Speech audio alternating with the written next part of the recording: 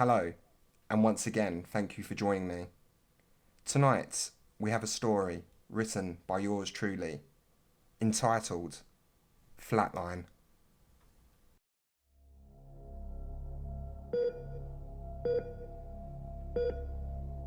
A swan song, an ode to a life already lived.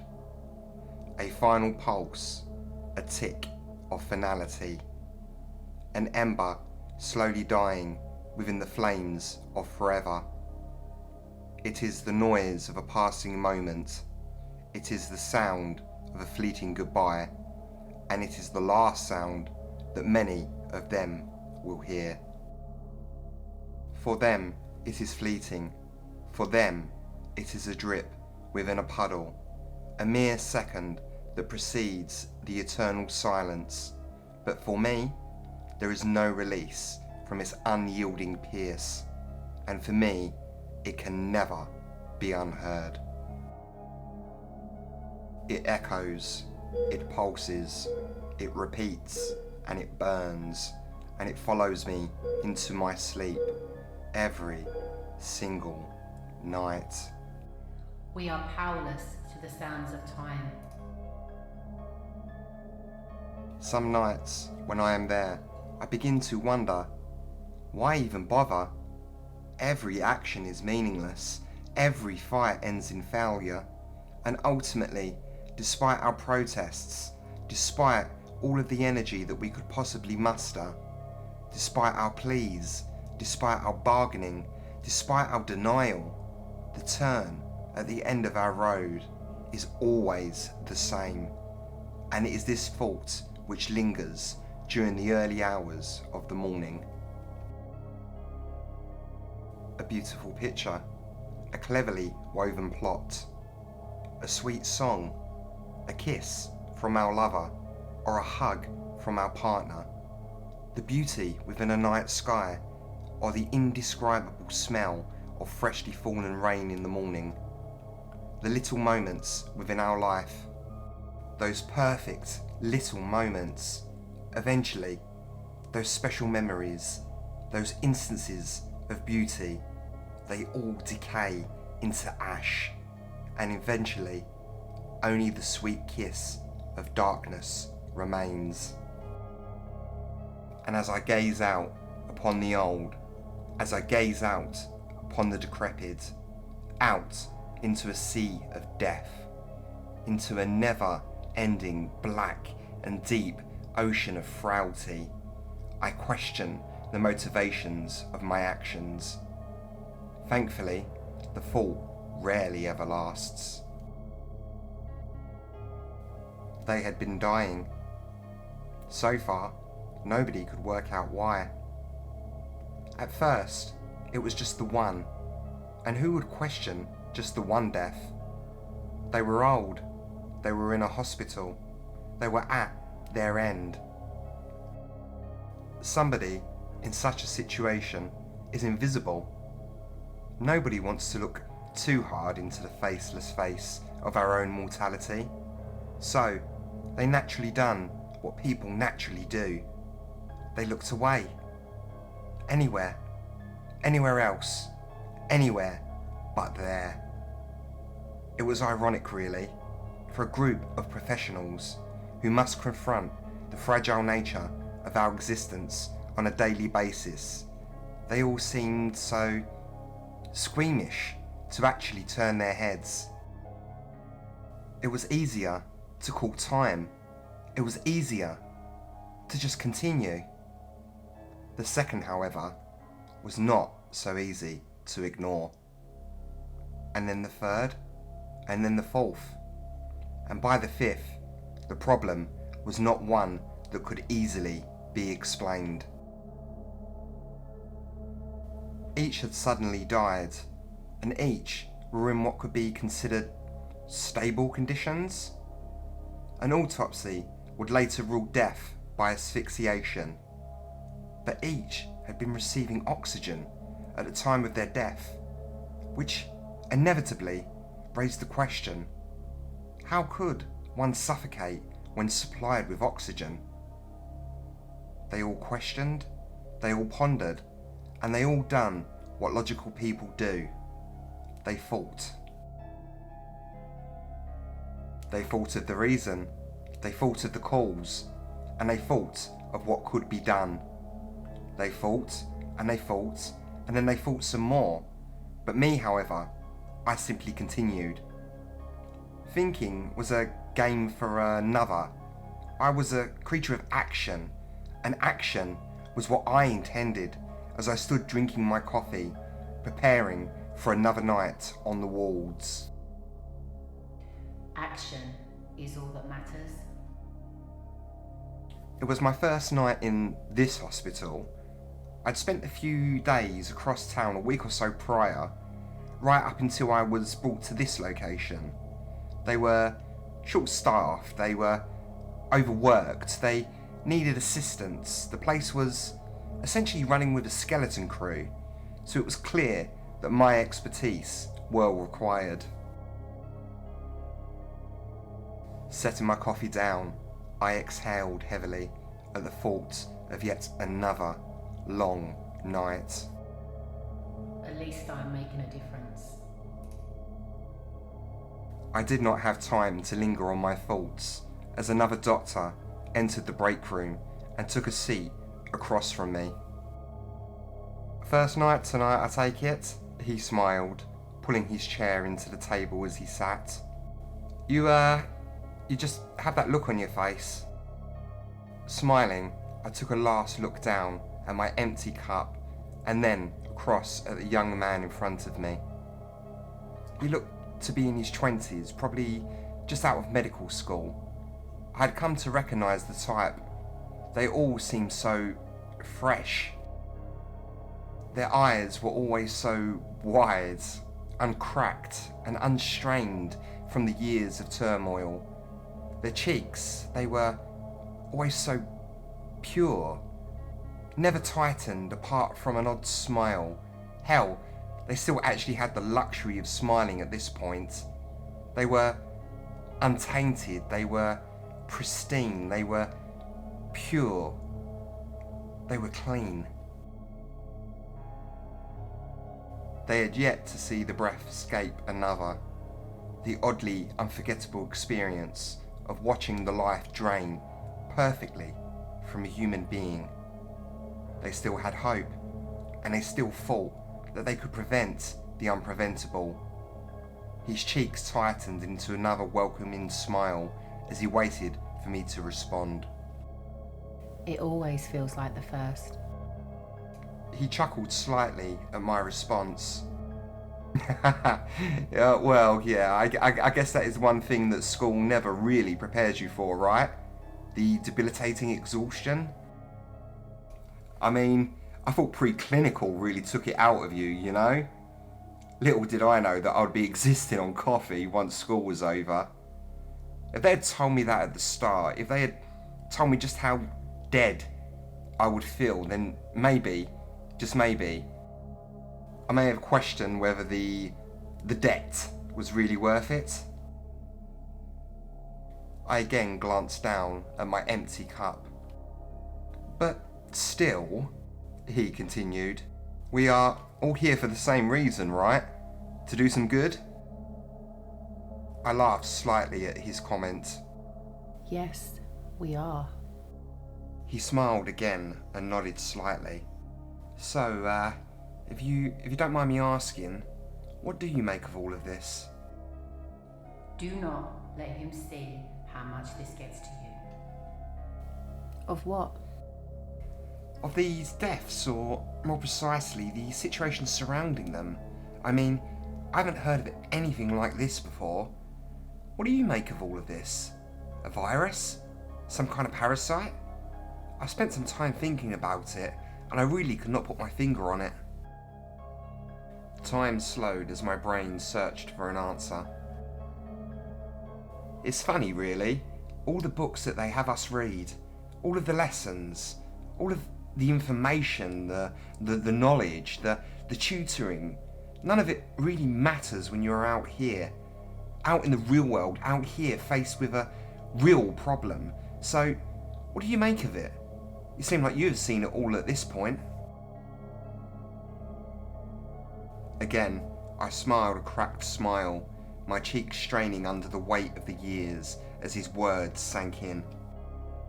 Keep it short and keep it sweet. Honestly, I began, preparing to stand. I try and not think about it. These people out there, these people in our care, they need action. The one thing they do not need from us is thought. So, I try to forget the process entirely. Thinking does not get the job done. Within my pocket, my phone vibrated. Thinking does not save lives. Carefully, I reached into my pocket and retrieved the handset, the screen displaying an unread message from my mother. I took a second and then carefully slid the phone back into my pocket. These people need action. He thought for a second before answering. Yes, quite right. I get what you are saying. More action. I watched on as he mentally took a note of my words. Action. With the parting word lingering in the air, I made my way from the room and I began my rounds.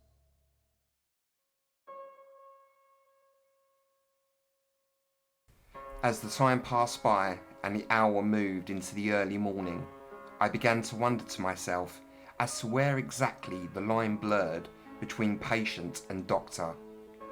I already knew that they were invisible, but I could not shake the feeling that we were too, as if by proximity, as if just by being close to them that somehow we could become nameless against the unstoppable flow of passing life. The unyielding waves against the shore of our line were powerful, and as silence fell across the hospital, I could not escape the feeling that just by being close to the infirm, just by sharing in the waters of their lingering life, that somehow we were slowly losing ours, that we were slowly becoming nameless, just like them. Nobody in this building really knew who I was, what my life was like, what problems I had to deal with. I could walk among them a stranger, and not even one of them would ever stop to actually look at me. Maybe, after all of these years, their eye was simply too well trained to see the broken reality laid bare before them. In the end, it did not actually matter. All that mattered was the night, and by the end of it, what good I could accomplish for these people and their families. At about 3 a.m, my phone buzzed again. You already know who it is. Even still, I found my hand reaching into my pocket regardless. Again, my phone displayed another unread message from my mother.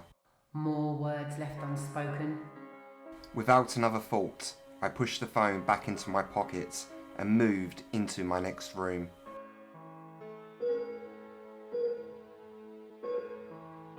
A familiar sound welcomed me as I stepped into the cool, darkened room. Across from me, the window was slightly open. A gentle night breeze wafted pleasantly in through the gap between the glass and the frame. To my right, the television glowed slightly as it quietly continued to display the channel it had been left on. To my left, she slept peacefully as the machine next to her continued to sound that repetitive, ear-piercing sound. Slowly and carefully, I approached her bed and retrieved her charts as her tired and worn chest continued to gently rise. The words on the paper were predictable, but at the same time, they were refreshing. She was 84, she was at the end of her life, and she was suffering from massive organ failure. The chart indicated that she had no next of kin, and judging by her age, if she had a husband prior, he had clearly already taken the next step on the inevitable path. She was completely alone, but looking upon her as the moonlight moved tightly through the crack in the window, illuminating her tired skin within the darkness, she was serene, She looked at peace. She was strong, she was calm, and she definitely was not a burden. There was no family to mourn her, no husband or children who would be upset by her gentle decline. There were no links left to be broken by her passing, and for that, she was a picture of perfection. I smiled slightly as I dedicated the picture to memory. You are perfect. And with a smile, I set the chart back in place and quietly left the room. Again, I moved through the hallways as the thoughts filled me. There had to be a reason behind these deaths. There had to be a purpose. 5 people were just faded from this world. 5 souls had been separated from their form, and 5 families had their lives changed forever. There had to be a meaning to all of this. There just had to be. I knew that I could do good within these walls, and I just knew that with enough time I could continue with my mission to ensure that no family had to suffer just as I had once done. It was at this moment, as the time almost settled upon 4, that, on cue, my phone once again vibrated within my pocket. Annoyed, I reached in, and again, the phone displayed another unread message from my mother. Enough is enough. Almost shaking, my hand began to dial, and before I knew it, the phone was to my ear. Mother. I began, fighting to contain my anger. You know not to bother me. You know that I am here trying to make a difference. I do not care what has happened between us. I know you never really agreed with my path, but it's because of you that I'm here. I'm trying to do good. I'm trying to help people. I can change lives here, and I can spare others the suffering which haunted us for so long. People are dying here, Mother, and you, especially you, know that means something. So please just let me work. I can make a difference. I can. Silence. I huffed slightly at the familiar sound. You are always so good at finding the right thing not to say. My hand shook as I sighed at the lack of her response.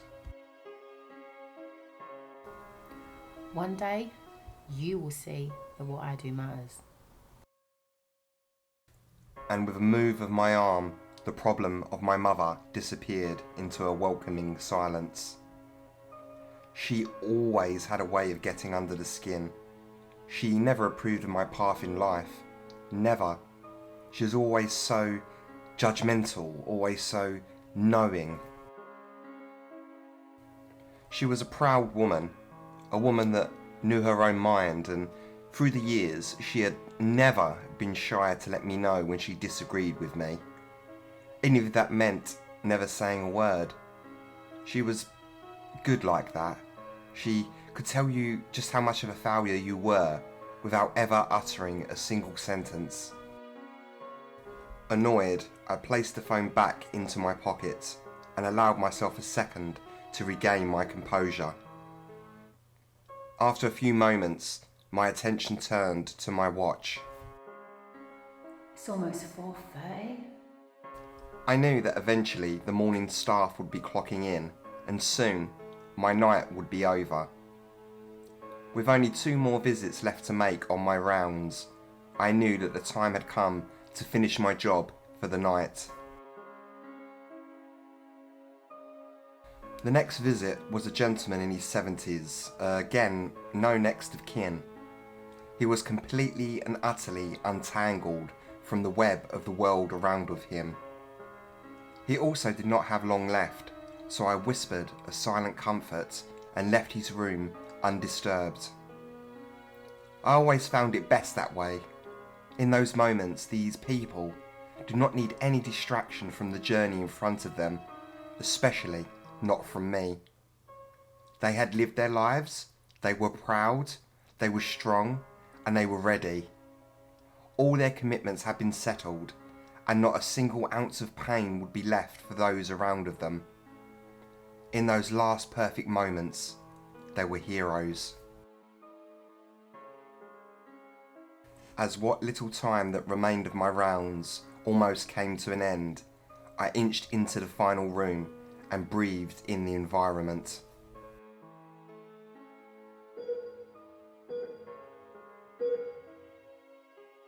It was completely still, except from the shattering sound that announced the continued life echoing from the bed in front of me.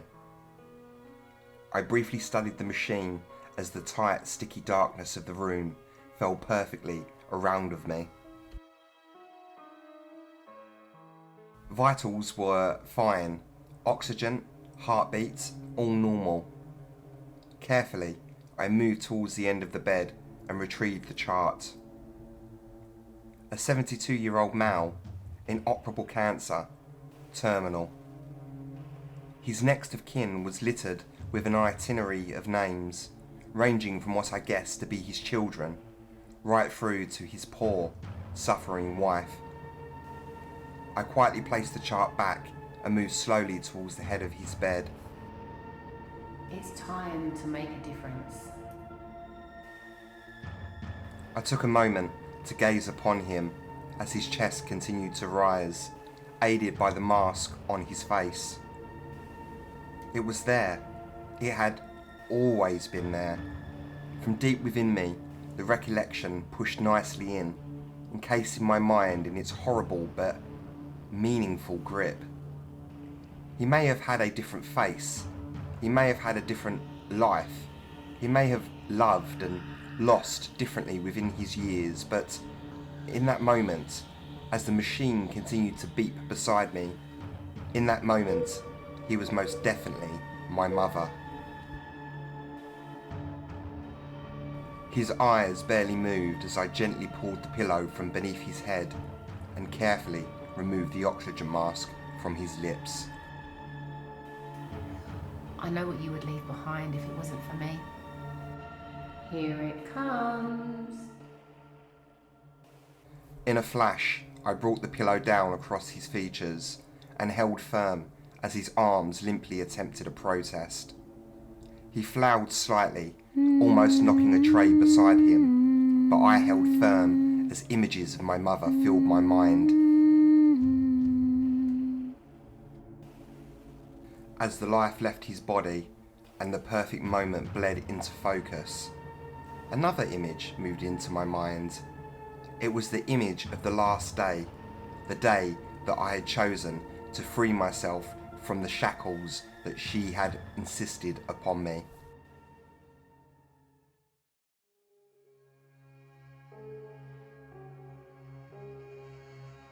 "6 years. It had been 6 long years, and still she refused to let go. But that was her. She had always been too proud, even within the face of death. 6 years ago, she had been given a year to live, and here she was, 6 years later, still existing, still encumbering, and still dragging, pulling me down into the depths of which were hers to linger within alone. She was still here, still pulling, still taking. Jean!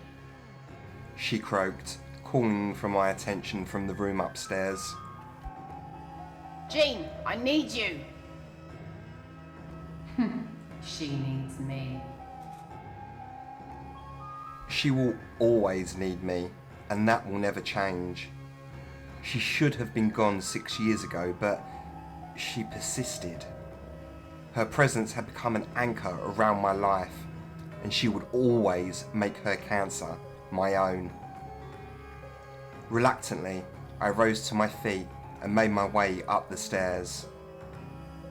As I entered her room, the familiar sound played upon my ears.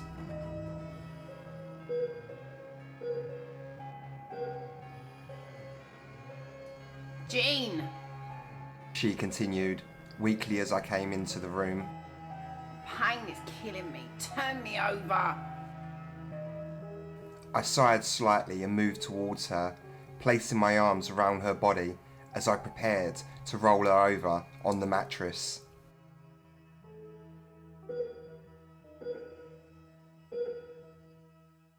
Jean, not so rough. Can you not do anything right? Can you not see I'm dying here? How can you treat your own mother like that?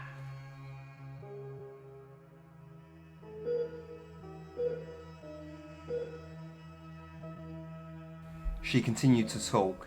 She continued to berate. She continued to suck what little remained of my life from my very soul. But I could not hear her. I could not, after all, as I rolled her with an absence across the mattress. The sight of the pillow beneath her was just too loud to ignore.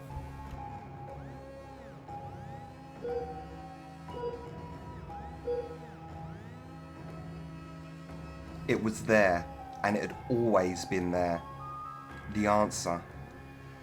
It was all too simple, and in that moment, I cursed myself for not thinking of it years earlier. I mean, if I had, then all of these years, these 6 long years, could have been avoided. It was all too clear, and it was all too much to ignore. It was my way out. It was what I had to do, and it was my purpose. You have always been a disappointment to me, Jean. Even in my death, you can't do anything right.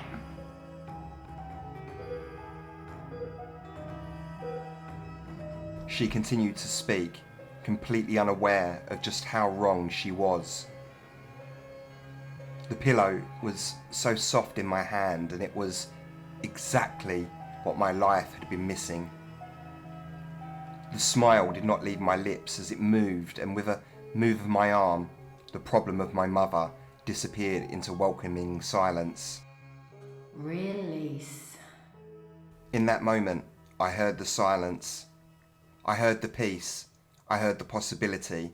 And I heard the sound of that life which I had reclaimed. I heard the pleasant sound of happiness, of laughter, of joy, and of pleasure. I heard my future, what I could be, what I could achieve, and what I could do to help other people. I heard the gratitude, and I heard the purpose ringing throughout my ears as my arms shook at the continued pressure that I had been applying below me. That is what I heard, but in those last moments, she heard differently.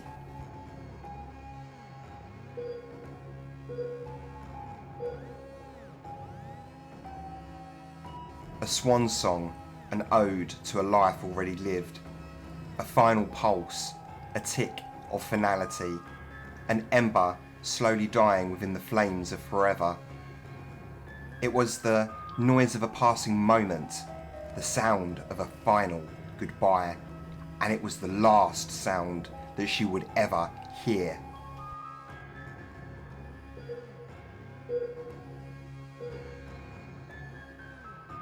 For her, it was fleeting. For her, it was a drip within a puddle, a mere second that precedes the endless silence. But for me, it was everything.